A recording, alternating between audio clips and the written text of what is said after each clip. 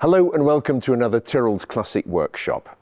And I particularly chose this subject this time round. It's a car that we've covered quite a few times before, but not in this form.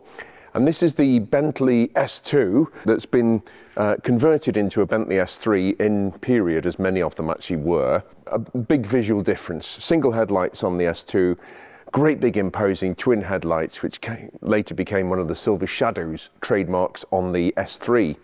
And you could send your car back to Crewe and have it converted. But I'm getting ahead of myself. The reason why I've chosen this is because it's a sort of interesting snapshot in the development of the motor car, to use a very old expression. All cars were largely made like this. In the 1920s, 1930s, you had this very substantial chassis frame in this case, and then the mechanicals were bolted to it, including the engine, transmission, etc. And then the body at the factory was lowered onto the chassis, but they were two very different entities.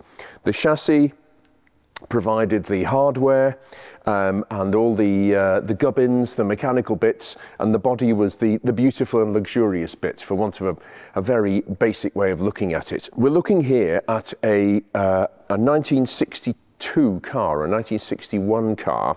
Post World War II, when Rolls-Royce in particular, like a lot of industries, had been pressed into service, making aircraft infrastructure and engines, etc. Development of cars was understandably slow after 1945, so they tended to soldier on, all car manufacturers did, either with bristling new technology or fudging through with very old technology. And Rolls-Royce did the latter. This is, as I say, it's a separate chassis with a body essentially plonked on top. The Silver Cloud, when it came out in 1955, it was retrospectively called the Silver Cloud 1 because the 2 and 3 came later, as is often the case. But it was the Silver Cloud when it first came out. Bentley S series, same car, same company, same car with different badges and slightly different price tags. The Bentley was marginally cheaper because the Rolls-Royce was the car to have. How times have changed. It had this huge chassis on with a straight 6-cylinder engine. I covered this in a couple of videos ago, and this all worked very well because manufacturers, the Americans, had the Buick straight 8, the Packard straight 8, lots of straight 8 engines, and they are long and thin, and they worked within the confines of the chassis, and the bodywork coming over to the hood or bonnet here. That all worked very well.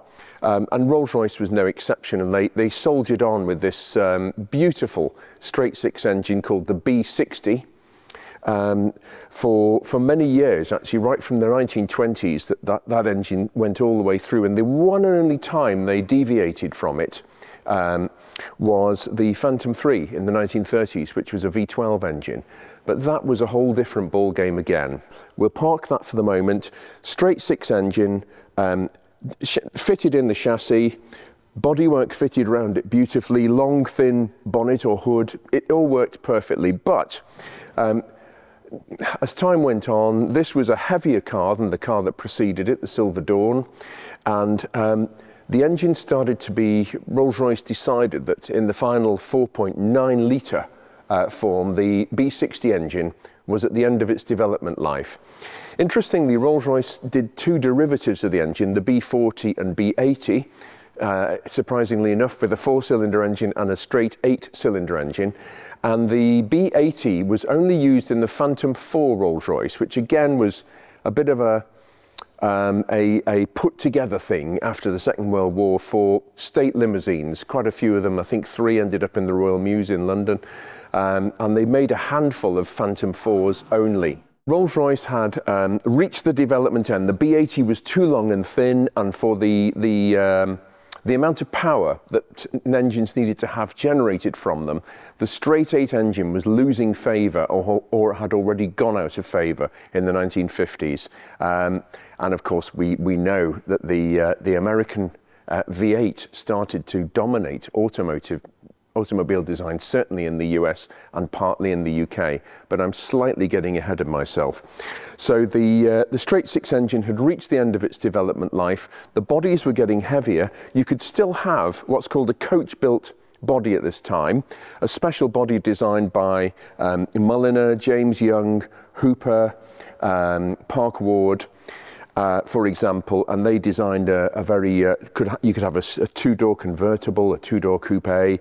This is a standard steel saloon, or you could have a sports saloon, different permutations, but all essentially the same underpinnings, same hardware.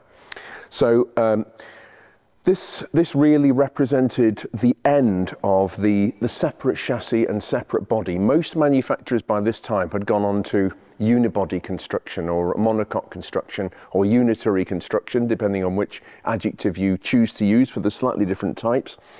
And all of this had been dispensed with under those, and this was built into the body, all this chassis frame, and all the metalwork started to be structural to a certain extent. It's all contrived to sort of help each other to be a structure, whereas this, as you can see, is very different. All this, the front wings here, the entire front end, all the inner metalwork here either side of the engine is all basically window dressing, to put not too fine a point on it. It serves no structural purpose whatsoever. And that obviously is heavy because you've got this huge chassis frame, you've got the inner and outer wings on top, which do nothing but just hang there, either welded on or bolted in this case. And it's all very heavy and very inefficient, and that's why it started to come to an end. Rolls-Royce eventually brought out the replacement of the Silver Cloud 1, 2 and 3 in 1965, which was a very different car, the Silver Shadow and Bentley T-Series, unibody construction, but the same engine and transmission. So I'm now going to just delve a little more deeply into this particular model, the V8 engined model.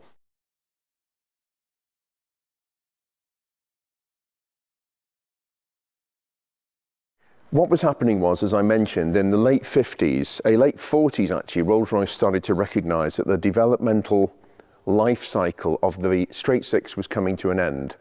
So in 1946, they started to undertake development work on a different engine. And they looked across the Atlantic at the most efficient engines in terms of weight, size, economy, power output, ease of production, etc. And the V8 was a fairly logical conclusion. It didn't have the inherent stress and vibration of a straight 8 engine with the crankshaft whip. That's a very long crankshaft in the engine with all those pistons and conrods flying up and down created. The V8 was more compact. Rolls-Royce chose Detroit in the late 50s and early 60s were developing something called thin wall casting, where they used cast iron that was very thin indeed to make up the cylinder block. Rolls-Royce decided not to do that because they had had so much experience with alloys in engines after the Second World War, making the Merlin and the Griffin engines, that they decided to make the block out of aluminium. I think it's R50. Which is the same material as Jaguar used, for instance, on the XK cylinder heads on their XK cars that came in the late 40s and early 50s. But either way, it was an all-aluminium V8. Again, a different approach to Detroit. Detroit went for cost, ease of production, and I kept on weight, but not the absolute be-all and end-all. Rolls-Royce, with a little more indulgence and in research and development, came up with an aluminium V8. But the problem was, it wasn't exactly the right way to do it, because Rolls-Royce had sort of still got this formula of the tapering front end with these huge chassis legs and inner wings that go off on that sort of trajectory. How do you fit a short and wide engine in here? Well, Rolls-Royce applied a little bit of forethought to that before this car was launched in 1955. As I say, the V8 was first started to develop in the late 1940s.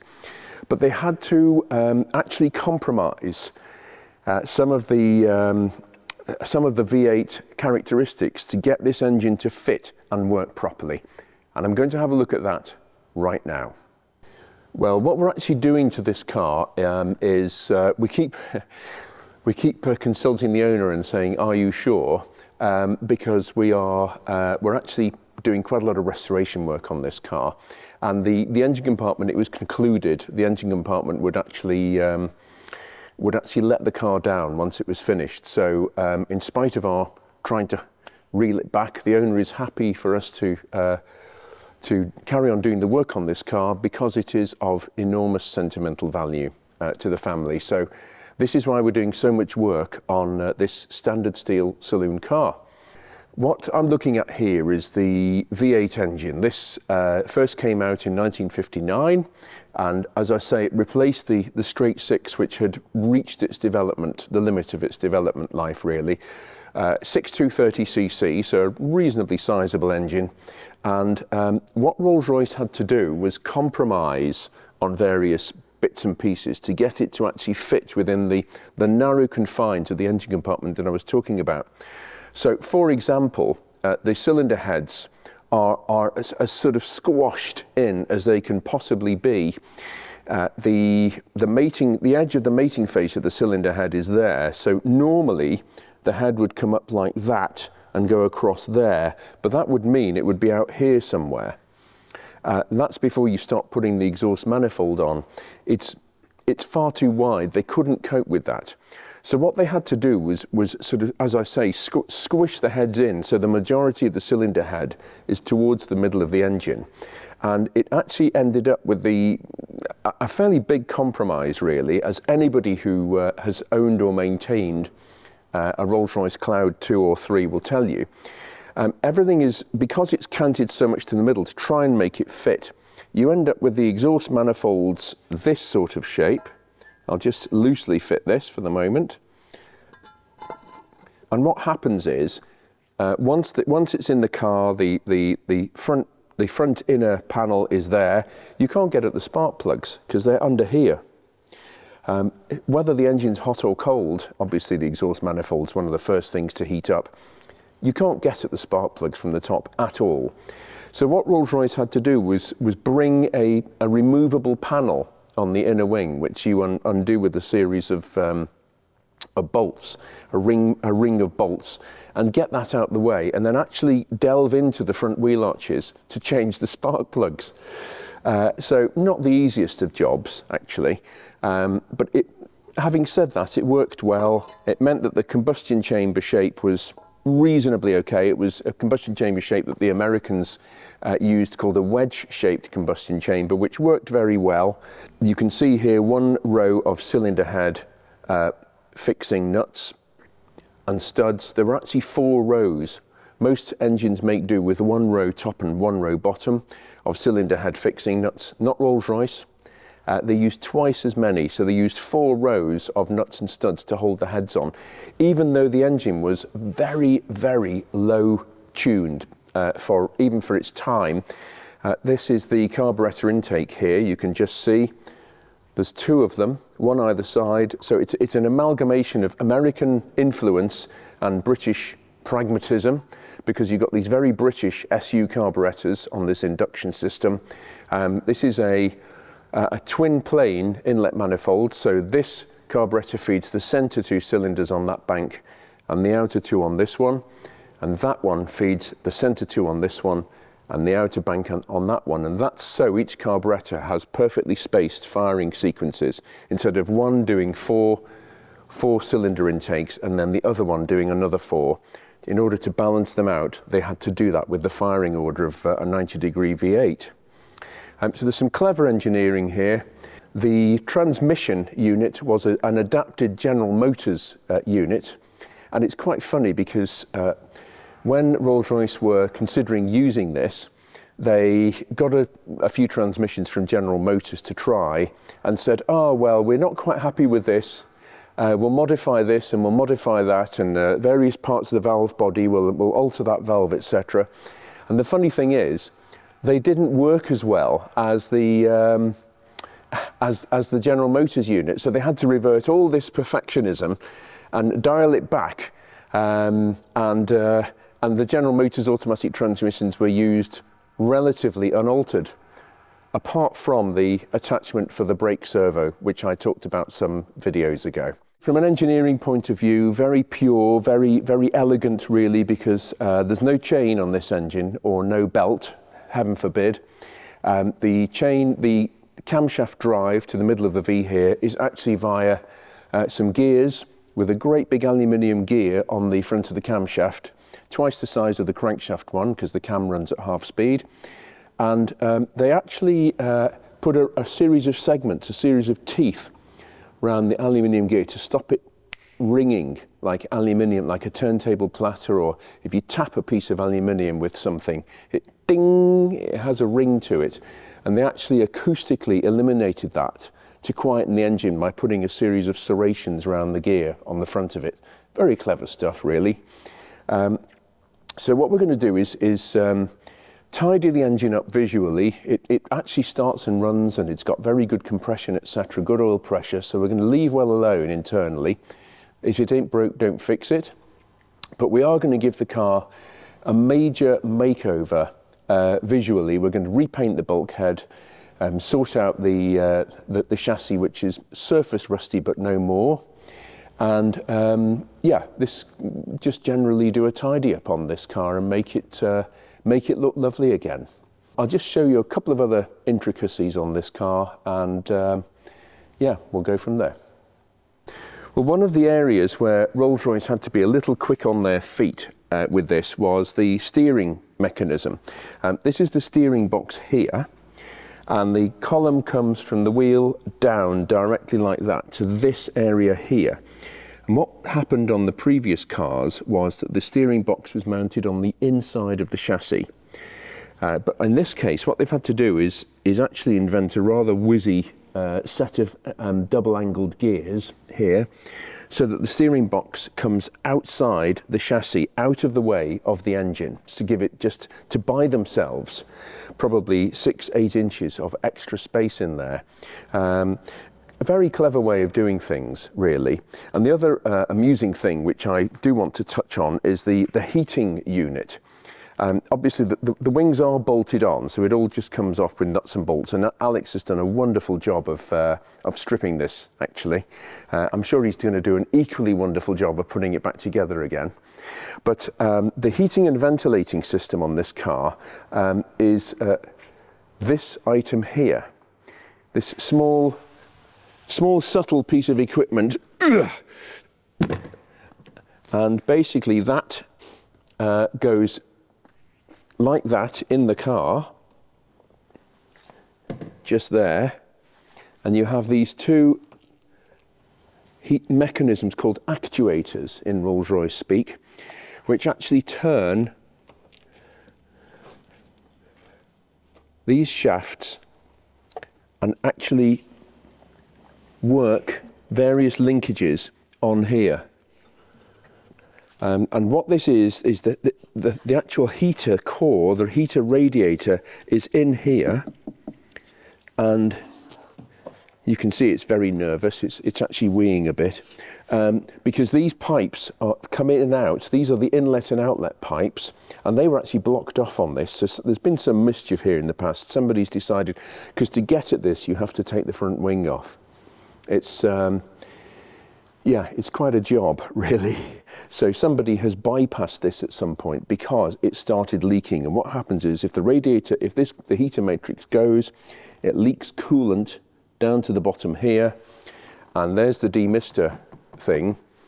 It actually mists up all the windows. So if you do have a Silver Cloud or a Bentley S series, and the windows are mysteriously misting up more than usual in anything other than sunny weather, it's because this is leaking, and that's not good news, because you've got to take the front wing off to fix it. But as you can see, this is an incredibly over-engineered bit of kit. There's where the actuators go in to control the flaps, etc. And yeah, typical, I mean, it weighs, I don't know how much that weighs, 10 kilos probably, something like that. Bit of British over-engineering, really, but one of the many interesting facets of this particular car. Well, that concludes another Tyrrell's Classic Workshop video. Hope you've enjoyed it. Please don't forget to subscribe, and we'll be back with something else very soon.